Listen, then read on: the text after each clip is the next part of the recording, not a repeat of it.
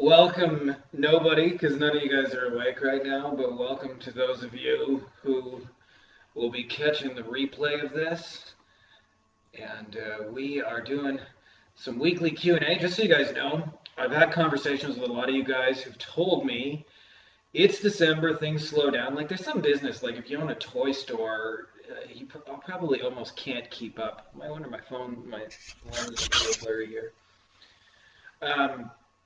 But if you have a business that's like, or if you have clients that are like dentists or plumbers or things like that, they're probably not raking in the cash this time of year. It's probably the slow season. Yeah, and then on top of everything that's helping. So if you guys want to do something that'll like really help your clients this time of year, Christmas campaigns.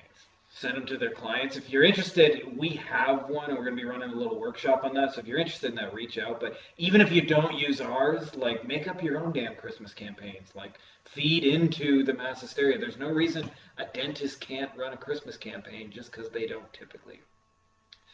So anyway, let's jump into the questions. Victor says, what's the best way of closing a client after the first meeting? Book a second call immediately. On the second call, take payment, go over contract, and run the onboard process. Send a payment invoice and contract instantly, then run onboarding process. Send a contract proposal. When received, send payment invoice and run onboard process. Okay, Victor, there's a lot of variables to this. The first one is like who you're actually talking to. If you're talking to like a really big like government or Fortune 500 company, they tend to not move quickly. So you're going to have to do contracts and proposals and multiple meetings. Now, I suspect in your case, this is probably not true, but I just want to point that out. Everybody, there's a lot of people say you should always close on the first call, and there are some people who have really high-end agencies where that's just not possible, and these are people doing 8 figures a year. So I think it's working for them. Now, in your case, you're probably talking to a small business. You're probably talking directly with the owner. So there's a couple of things. One, I would ask you, how did you frame that call in the first place? There are scenarios where it makes sense to take it on the second call. And a lot of this comes down to how do you want your agency to run? What I noticed is when I made proposals is that I would spend fucking forever making them. And I would customize them and make it really nice, and I would send it out, and then I would spend the next few weeks just emailing the client going, so have you got a chance to look at my proposal? And they would just email you back to say, not yet, and it would go nowhere. So I would personally, and I'm not telling you what to do, but I would never ever just do proposals because I think they're a waste of time. When they ask you for a proposal, it's because your offer sounds like everybody else. Now, as far as booking on the second call, chances are that they weren't really sold on the first call. So I'm going to ask you, like, what's happening on that call? We've got a couple of scripts. I'd be happy to send you one over, anybody else who needs one. But chances are, and I almost always see this, is you are having too logical a conversation about you and your services and not enough of an emotional discussion about why they are considering your service in the first place. What are the problems and challenges? When you discuss those things, it almost becomes self-evident. So let me give you a real example to like take this out of the abstract. So say I'm talking to a lawyer and we get on the phone and he says, what do you do? And I say, hey, I run Facebook ads and I got this cool, neat service. He's going to say, okay, well, why don't we have another call? Why don't we get back to each other? Why don't we follow up? And that's what happens at that. But if I say, hey, I just want to make sure this is a fit for you. Is it okay before I tell you about it? Because it would be a waste of time to tell you about it if it's not even for you. Can I just ask you a couple questions about what had you considering it in the first place? And they say, well, my cash flow's up and down. And then I say, well, why is that? And he says, well, I'm really dependent on referrals, and this whole pandemic has made things crazy. So I have a strong month, and 2 shitty months, and then 2 good ones, and then 3 bad ones. I never really know what I'm going to do each month. And I go, and what happens for you? And he goes, well, I don't really know if I can pay my bills from month to month. And I go, so you're looking for something to just like make it more steady, like more predictable, so you know how much you're going to make from month to month, with at least within a certain range. And he would say, yes. And then when I say, okay, well, my stuff does help with that, let me tell you about it, it would almost be silly for him to not move forward, right? So chances are is that you're not uncovering their pain, and so you can have 40 calls and it's probably not going to go anywhere. So there is no one best way, but I would say if your calls are going more than one thing, it means you're not getting into their issues enough and your offer is too generic. So you do those two things, and the answer is Close them on the first call, take the payment right then and there, and get started, and begin onboarding them right at the end of the call. Like it should be a seamless transition. A lot of times we make the money such a big deal, but you don't want to make the money a big deal. You just want the money to be one more step in a process of working together. Jack, what are you using for prospecting right now? Mostly for us, actually, direct mail, a little bit of LinkedIn, a little bit of Facebook, but mostly direct mail. That's how we're picking up our clients right now. But the question implies like that the way you reach people is what you do. And to be honest, if you have an offer that works, that's meaningful to somebody, you can reach them anyway. I used to see this with lawyers where they would run a campaign on their website that basically their website would say, Frankie Finn and Associates, we're aggressive attorneys, call us. And nobody would call them because that's what every fucking lawyer says. And then they would try that same thing on a directory. Frankie Finn and Associates, we'll fight hard, call us. And nobody called. And then they would run a Google ad campaign and they would say, Frankie Finn and Associates, we'll fight hard. And they would assume that the reason it was broken was that Google ads didn't work, or direct mail didn't work, or their website didn't work, or SEO was bullshit. And reality was just they had a broken message and a broken offer. So when you get the offer in place, people are people everywhere. Don't get caught up in this idea that it's different. In fact, if you read a copywriting book from 100 years ago, there's some real classics on this subject. Everything in that copywriting book still works and applies today. In fact, many ways better. People say, oh, well, the internet has changed it. No, it hasn't. People are the same. So that's a sure sign that your offer and your message is broken. And if you fix that, what you'll say is, what other places can I prospect? Because they'll work for you. Fawad, how do you guys search, find, and reach out potential clients for SEO services? Well, it depends who you're trying to reach, Fawad. I'll give you an example just for how I used to do it. So say I was trying to get plastic surgery clients, which were my people. There were two probably in the beginning that were like my main sources before I got into it. So one was I looked for people who designed plastic surgery websites and didn't do SEO, and I made them a special deal like, hey, you can mark up my services a couple $100 a month and I'll make you look good. All you got to do is sell this. So they go from selling a website and getting paid once to now selling SEO and getting paid for 1 year, 2 years, 3 years, whatever, right? So that's one of the simplest things you can do. Second is I would go to the conferences, like real face-to-face. Obviously, that's not so easy to do today, but you can go where they go, the groups, the communities, the online workshops. You can go to the places where they go. And then the third thing that's really, really obvious is just rank your own damn shit for really easy keywords. Like plastic surgery SEO was always like an easy keyword, even though SEO as a whole was really competitive. And let them find you and have them reach out to you. So those are a couple ways you can do it. Jack, my business manager account got hacked and I got kicked off of my own admin. I have live campaigns and client accounts. I've contacted clients to check their Facebook ad accounts and to limit my accountabilities. Anyone know I can get in touch with Facebook so they can restore my access? The hackers have my Facebook business page as well. Whoops, I clicked the wrong spot. Business page as well. Sorry, this is running over. So Jack, that actually happened to me, and I got I don't know, 10 client accounts hacked. It was a fucking pain in the ass. It took me a month contacting Facebook. So just Google Facebook support. You send them a message. They'll usually send you some generic bullshitty non-reply, and you gotta follow up with them. Oh, it's a real pain in the ass. I don't envy what you're about to go through, but they will restore it and get it back, and you won't be charged money for anything they do. But yeah, it's a real pain in the ass. So for what they did for me is they first kicked off the hacker. That was good. But then restoring me just took forever. I hope you have a better experience than I did. But Facebook support is notoriously shit. But you can reach them just by Googling and Facebook support and using the page, the contact page. That's how I typically do. Unless you spend enough money that you have a rep. If you know anybody who has a rep, you can ask them directly. You can get shit done a lot faster if you have a rep. But even still, it's a pain in the ass no matter what you do. Edward, I'm looking to lock a deal with a dealership in my city. I'm assuming you mean car dealership. There's a new dealership of the same brand opening next week, so they will have huge competition. I'm looking for some tips and ideas I can present them that maybe some of you tried in the past and worked well. Edward, I haven't worked a ton with dealerships, so I don't have a ton of things, but it's always the same principles, which is how can they stand out and be different from that competition? Maybe it's that they service you better after the car, or maybe that they have a certain kind of like financing available that other places don't, or maybe they do their sales process differently than everybody, or maybe they're like, specialize in a certain niche within that, like they're the Volvo people or whatever. But if you don't have real ideas to help them stand out in campaigns they can run, you probably shouldn't be reaching out to them in the first place to try and win their business. So that's what I would say is get your head straight about, like, imagine you already had this client.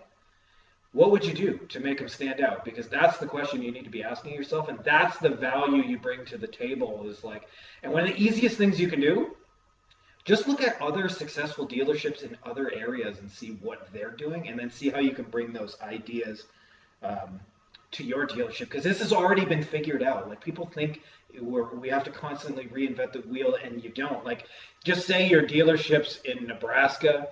Well, chances are somebody in Ohio's already figured out how to sell Volvos and do it really, really well. So bring that knowledge and wisdom to your client, and you'll find that it works really, really well. And if you don't know anybody in that space, you'd be amazed if you just reach out to strangers and say, hey, I love what you guys are doing. You're really successful. I would love to interview you and share the good stuff you're doing. Would you be open to sharing it? And they'll, in my experience, 80 to 90% of the time, they'll say yes. Doesn't matter who you reach out to, by the way. You can do this with celebrities. It actually blew my mind that you could just reach out to anyone, ask them to interview, and they'll say yes. Because people love talking about themselves. So you can pick all the good ideas right out of them in a 10, 15-minute interview. This is one of the things I did in Lawyers.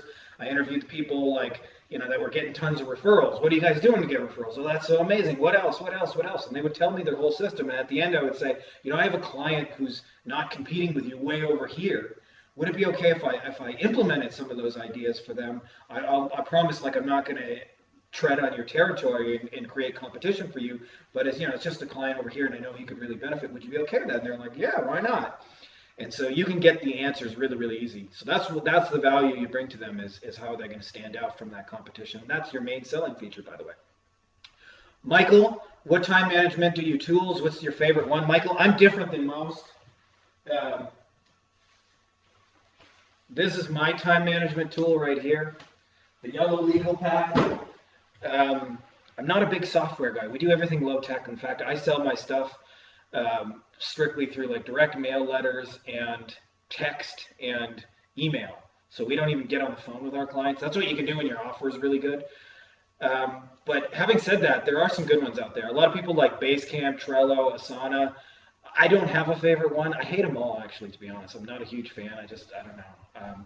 But they're definitely, when your agency probably gets past 20 VAs, maybe even 10 VAs, you kind of need that.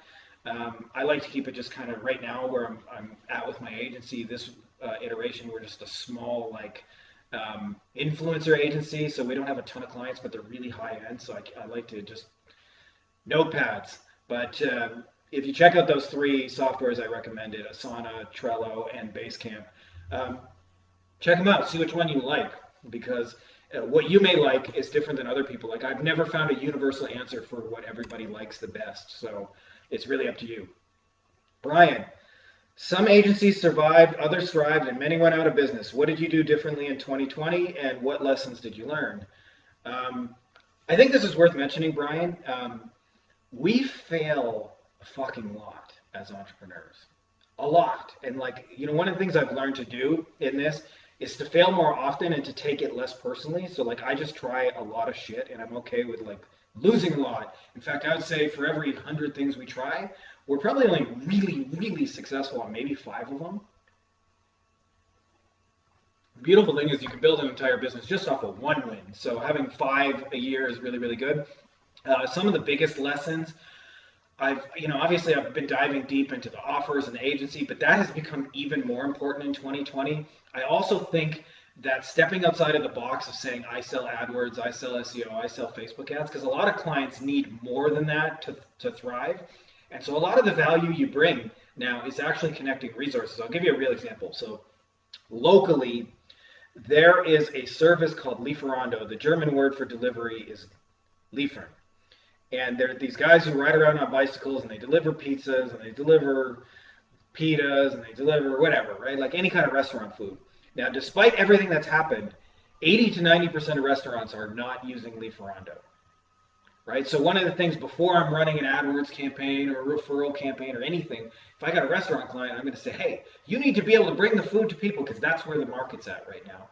And so I'd say one of the things that I've been doing differently is bringing more deeper solutions to people's businesses than just, you know, here's how you can plug your sales holes, because the sales holes are always tied to what you can actually deliver. And if you can bring food to people that they really love at an affordable rate, you're going to sell more than just running a great AdWords campaign. So that's what I'd say was one of the biggest one is adapt and adapt fast. And that's what winners always do, by the way, in every market. Andrew, what are some calling softwares you guys recommend? I'm assuming you mean for like tracking. I've always used Callfire, Andrew. Dan Crystal recommended it to me many years back. I'm happy with it. I haven't honestly checked out others. I like it. It's cheap. It's $1 a month for a number. Then you just pay for usage. You can record the calls. You can add a whisper, so it says, "Hey, this lead is from Dan Crystal or Frankie Finn or whoever." And so the client knows when a lead comes on the phone that it's your lead.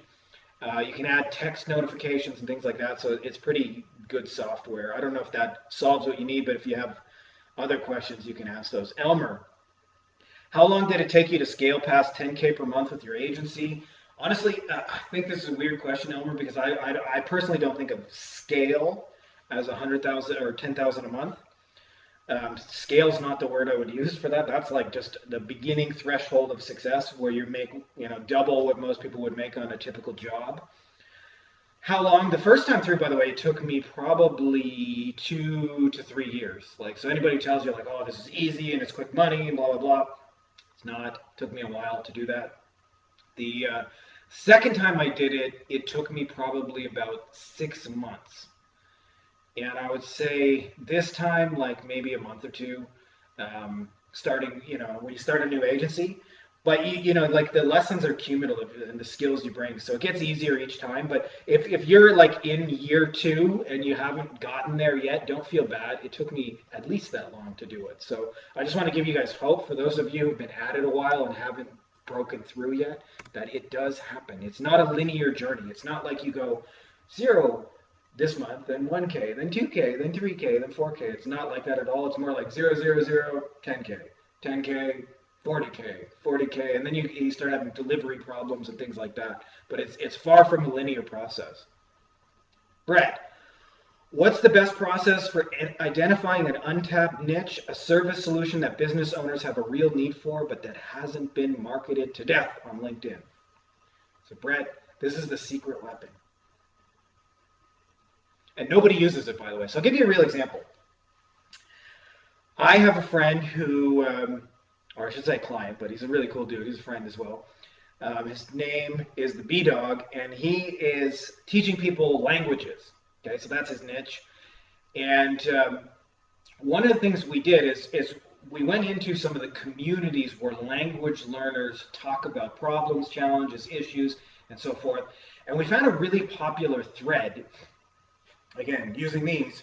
And the thread said something along the lines of, I just moved to such and such country. I can't remember which one because this person does lots of languages. And I need to learn the language like now because I need to be able to like earn an income, and I can't do that if I can't speak the language. What's the fastest way to get conversational quick? And as somebody who's like speaks multiple languages, so I speak German pretty well. My Spanish is a little rusty, but I speak some Spanish, and my French is super rusty, but I do speak some French as well. And when you learn a new language, often the language courses teach you like a lot of useless things. So they'll have things like, okay, I'll give you an example. In German, my first verb was gießen, which is like to water plants. Now, I couldn't say my name is or how do you call this thing. And so gießen is not like a totally useless word, but it's a very useless word for a beginner. It doesn't help me further my conversation and just adds more stuff I have to remember in my head.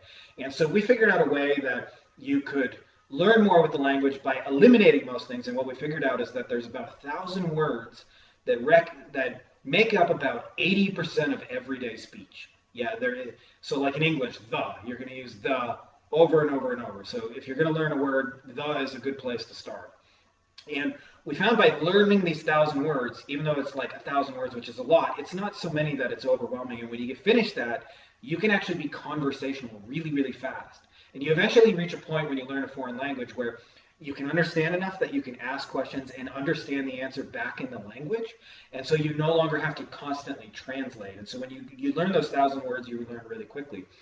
So he developed, or is in the process, as far as I know, developing a product to help people like that need to learn a language quickly by eliminating a lot of things. Now, what most people try and do is they come up with the service or the product first. They take an AdWords course, they take a Facebook ads course, they learn SEO through some YouTube videos or something, and then they go, how do I sell that? And what they don't realize is you're the 1,000th person just that month alone trying to sell that, and so you have no like unique leverage and nothing. But when you start with, why are people even like buying this in the first place, and you go listen to your market, the needs will present themselves, and the solutions will present themselves. So he's still teaching a language course, but it's very niche and specific that says, I'm going to get you up to speed really, really quickly by eliminating so many things so that you can get your job or, or whatever you need to use it for really quickly in your new area. So that's different than what everybody else is doing. That's different than all the other language stuff. Susan, any recommendations on a pre-recorded simulated live webinar platform? Susan, we had a webinar that did like 50K a month, pretty steady, using Stealth Seminar. I've also tried EverWebinar, which does the same kind of function. I wasn't crazy about both of them. I liked both of them. Like, I'm not saying bad things about them, but I don't know. There's certain things they're weird about it. Like, Stealth Seminar doesn't always work properly on a phone, and sometimes if you accidentally click something, it'll click out of the video. So there's some like weird kind of tech issues. But I would say the best solution if you're going to do that is Stealth Seminar. Although having said that, I will say in the last 3 years, there's been an abundance of pre-recorded simulated webinars dumped into the marketplace. And this is just my opinion, but I think a lot of people are sick of that. What I prefer to do now is if I'm going to do like a webinar, is I just create an unlisted video on YouTube and allow people to watch it as soon as they register, and they can skip ahead if they want even. And I find that people like that more in this day and age because it's different. So you always want to be thinking about like, what are other people doing and how can I be different and stand out? But having said that, if it makes sense for your market and whatever, Stealth Seminar is the one that I've used that I would recommend. If you're interested in seeing our 50K a month webinar, just send me a message and I will, or anyone else who wants to see that, send me a message and I will link to you so you can watch it. There's a version of it on YouTube you can watch. You don't have to sign up or anything. Okay, last one we got PJ. I have a question for those of you who run ads for local service-based businesses. How do you navigate December as a whole? I recently started bringing on clients in November and did really well. I was able to generate hundreds of leads. After Thanksgiving, everything died overnight, results-wise. The volume of leads has plunged over 50%. Lots of things, PJ. First thing is I would say, like what I started this whole live video with is Christmas campaigns. Like just because a dentist doesn't normally run Christmas campaigns doesn't mean they can't, by the way. You just got to get creative with that. Where people get stuck is you think that, or other people in your shoes think that I have to sell ads. I have to sell ads, and you don't. They're not buying leads from you. Nobody gives a shit about leads. Second thing is expectations, okay? So I've learned that two things, no matter what, affect certain businesses. One are holidays, and two are elections. So if you know that, you can tell your clients, hey, this has just been my experience. These months are just going to slow down a little bit, and certain businesses just pick back up again in January. Like if you do weight loss or gyms, you're going to have a slow month in December. You just are. But in January, it's all going to pick back up. So you want to enforce those expectations. The more you can let people know that that's going to happen. And third is the offers that you make, right? So if you're making an offer that worked until Thanksgiving, then you're probably going to have to get creative and do something different for the last month or two to get it working. That's just how the market sort of ebbs and flows. So if you do those things, you'll be able to stand out. But I would tell you, like, get out of just like selling generic leads in the first place. Sell solutions to these people. Leads are like a tool in your toolbox, but they're not like, they don't define what you do. You're not the leads guy. If you're the leads guy, you're always going to have a box that somebody else is going to define your worth. When you bring real solutions to the table for problems like you just mentioned, like, hey, I have a creative Christmas campaign that works, then your worth is just going to go up. And so I would tell you, like, first thing, get out of that leads box. But then, um, lots of other solutions for that as well. So anyway, I'm not sure if this actually even worked. It says, Facebook says, sorry, we're having trouble playing this live video, but I hope you guys got some value out of that. And also, um, don't forget, we're posting replays and some cool videos. I'm going to start getting into sharing more of like what's working for some of the most successful agency owners I know, and I want to give you guys some inside looks into their business so you can like really see what's really working. And it's not like selling courses and shit like that. I don't know. I don't necessarily like believe in courses and things like that, even though there are some really good ones out there. But I want to show you guys like nuts and bolts what's really working. So I'm going to be bringing on some more like really cool agency owners. If you guys saw the one last week, I brought in a guy who's got like systematized cold outreach, runs with virtual assistants. He's cloned himself. So I want to bring like cool things like that to you guys. So if you guys have any recommendations for somebody you'd recommend who's got a really cool agency that would be worth getting on here and just showcasing something cool, they don't have to have like the everything about their agency figured out, but if they've got one piece that would be of benefit to this community, let me know. I'm all ears for anybody you guys can recommend. I appreciate you guys. So that's all I got for you guys this way. Peace.